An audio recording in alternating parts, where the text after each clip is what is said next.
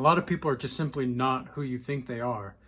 And it's going to be a bit of a tragic time for many people, because when they start to wake up to the truth, they start to realize the tragedy of most human beings is that they don't even care to see that other people can see them. They think that it's their world. They think that they are the ones that are completely, the world is revolving around them. It's their world, everybody else is just in it. That's their mentality. And what I've found time and time again is, while you're trying to piece together, the scraps of love and the lies that they've left behind, when you're trying to figure out how to put this all into something that means something to you so you can move forward, sometimes you'll have to realize that the best closure is just to let go and to accept the silence and to be silent, either or. Sometimes you have to be the person that is silent and just cuts off the communication with people. And it's unfortunate, but it is what it is. Because you can just simply not afford to be around certain people like this sometimes. There's going to be moments in your life where you just simply cannot afford to make certain moves, because to do so would mean to sacrifice your peace, your state of mind, and any and all kinds of things that you've built yourself or your life, in your life rather. And it's just not worth it. It's just not, you just can't afford it, because keeping what we have is the hardest thing that we have to go through sometimes. And people don't really give a crap, unfortunately. Like, this is just the unfortunate truth here. People don't really give a crap about what you're going through or what you've built and what you're losing or what you've lost until it affects them personally. This is just a fact. And I wish it wasn't this way, but I'm not here to tickle ears. I'm here to give you a sense of understanding about who you are and what you're really made of. Because sometimes God will test us in ways that we don't even quite understand ourselves, so that we may be able to articulate and express ourselves more clearly to other people down the line.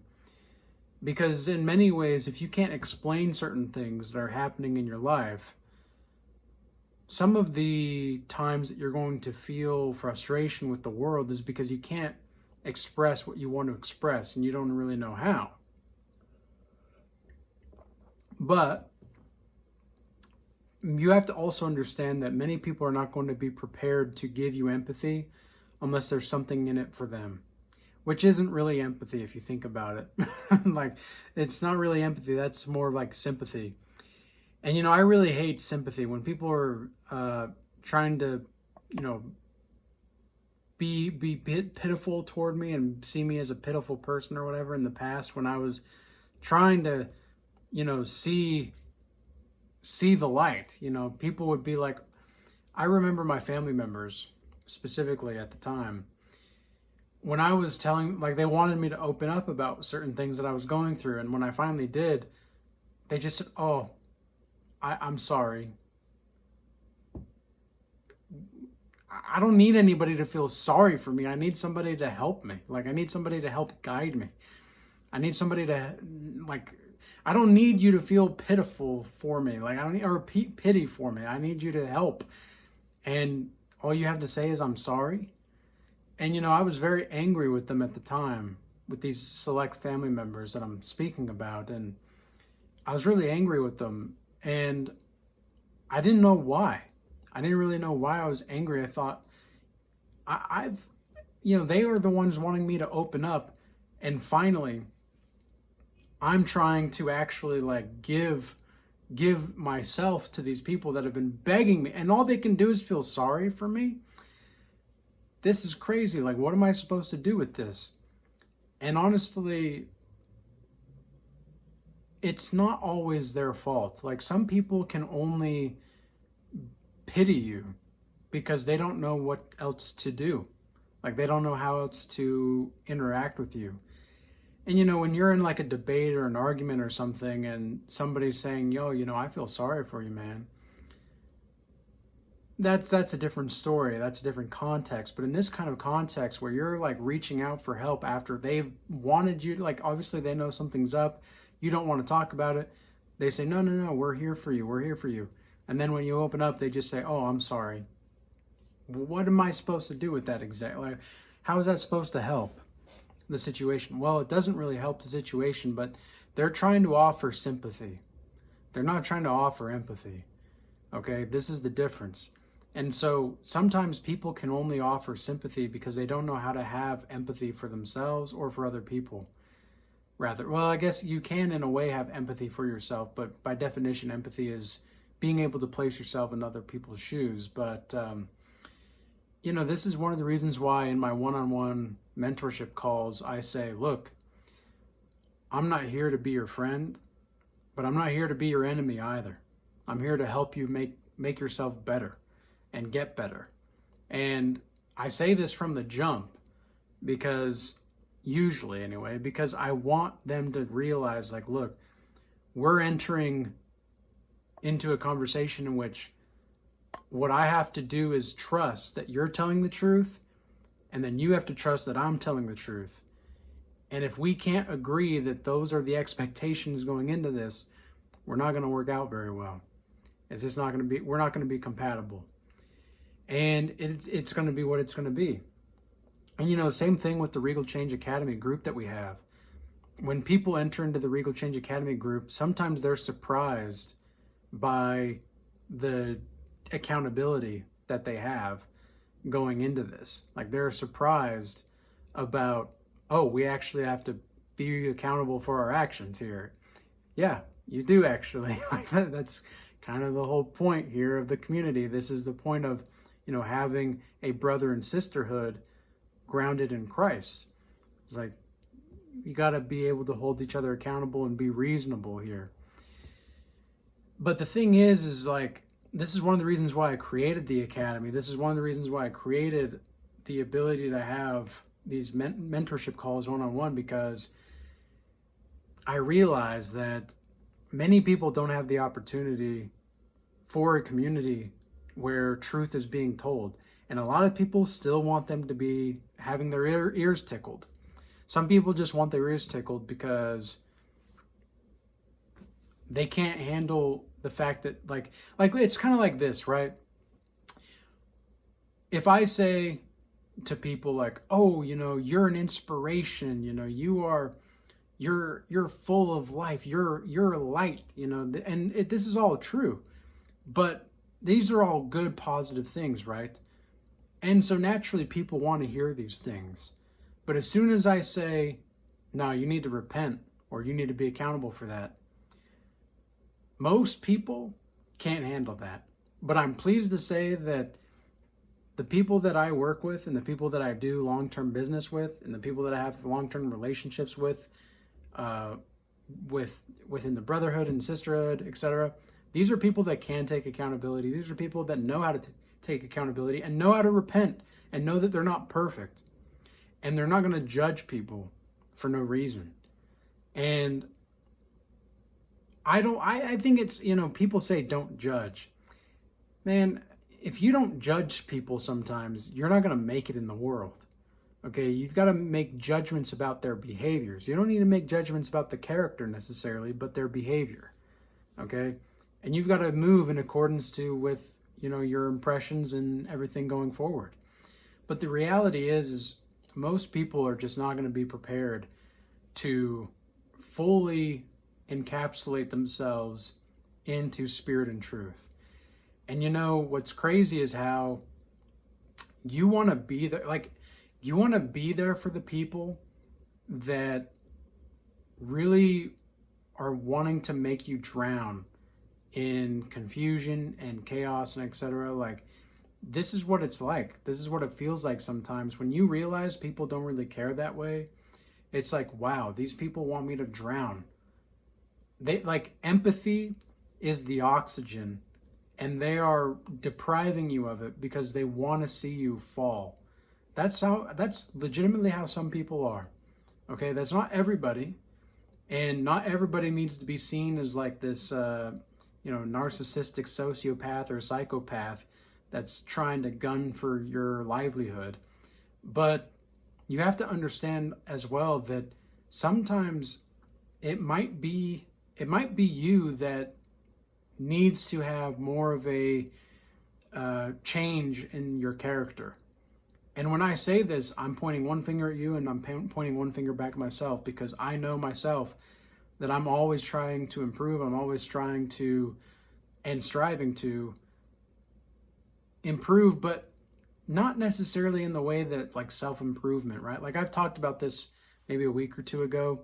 Like I'm done with self-improvement in regard to what most people think self-improvement is. Some people are just so focused on trying to get better that they don't know how to actually get better. Like some people are so focused on the process of the process that they don't just live the process. It's like, why are you trying to pay more attention to how things work in the process instead of just going through the process? Like, sometimes you just need to have the lived experience to understand the depths of this meaning of life. You just have to live it. You don't need to make it so complicated. But people want to make things complicated because they don't, like, that's how it makes them more personalized. It makes things more personalized, because if things are pretty simple, then it's harder to have empathy for, and like for most people, the simpler it is, the harder it is to have empathy for it. Because look at all of these cases. Like, for example, I'm sure you guys have heard of the Carmelo Anthony case from a few weeks ago, where it was a black 17-year-old that shot or stabbed or whatever it was. He murdered the white 17-year-old. And then there was like a go raise me, it wasn't GoFundMe, but shoot, what was it? Well, anyway, it was one of those like fundraising programs or whatever. And the guy got like $900,000 and is now living in a mansion. And like he just got off scot-free, like he just did. But people only cared because it affected them racially. They perceived it to be that way. And now you hear about this other case, this woman with her child, this white woman with a white child, and she called this guy, like this boy, rather, not this guy, it was a boy. She called this other boy the N-word.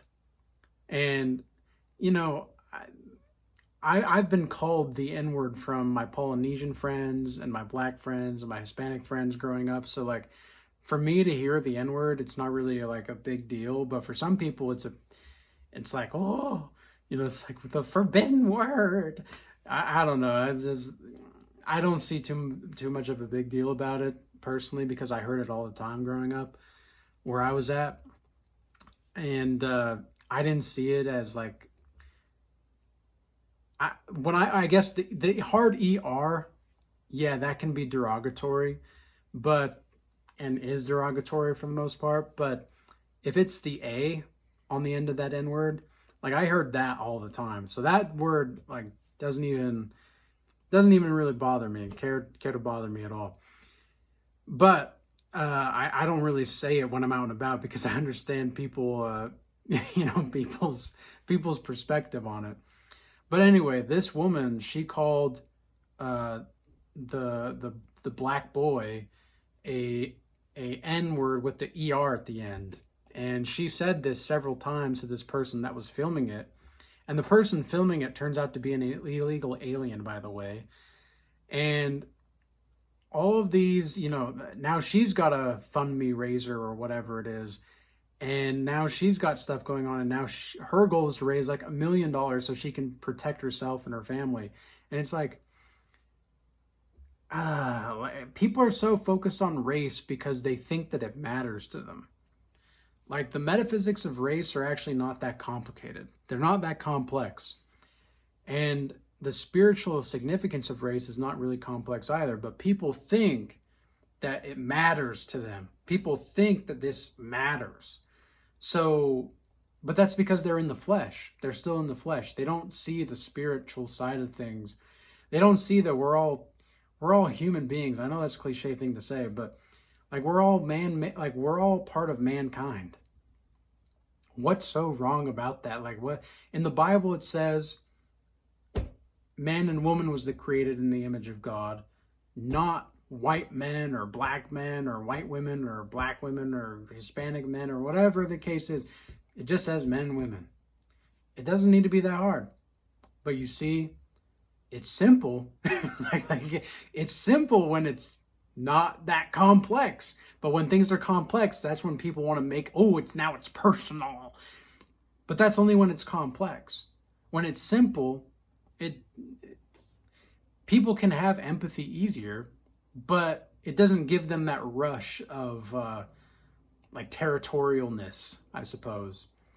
But this is why people are crazy, man. People are nuts. Like, I swear this simulation is getting weirder by the day.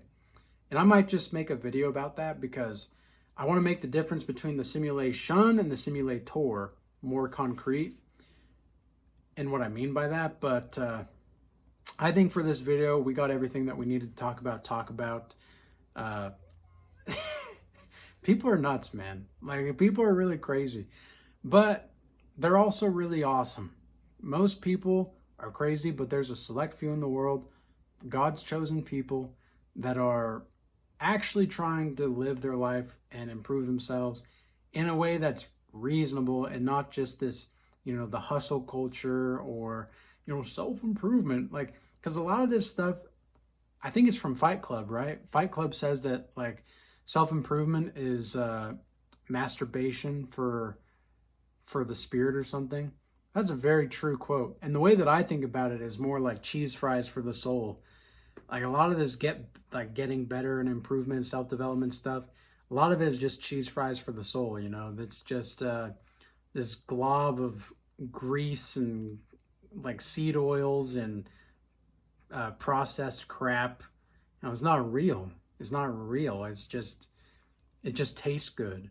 And that's what a lot of people want. A lot of people just want what tastes good or what hears good. You guys get the point there. But, they want things to tickle their ears. And you got to be capable of hearing things that you don't really like sometimes. You got to be capable of hearing things that you might not agree with. And still be able to have a reasonable conversation without trying to berate the other person. And it's just funny, man. It's just funny how people want to make things complex so that they can have these identity groups. It's like, it doesn't need to be that complicated. Everybody's an individual because only the individual as a whole truly exists. That's a good way to think about it. But it's kind of a silly concept, but at the same time, it's very true. But I hope this video was useful and insightful for you guys. We are doing now, by the way, 15-minute free calls if you want to join the Regal Change Academy to see if this is right for you. We're doing free 15-minute calls where we can talk about, what's going on with you, how to improve, etc. And I'll put that in the link in the description box below for you guys. So you guys can sign up on the Calendly links. You can just pick a time and book it, and then we'll be able to have a call with you about it. Also, I want to appreciate everybody that is moving from the YouTube platform over to X, Rumble, and Instagram. Specifically, X, that's pretty much where I see a lot of the growth happening and potential connections. That's where we're networking the most, building the most.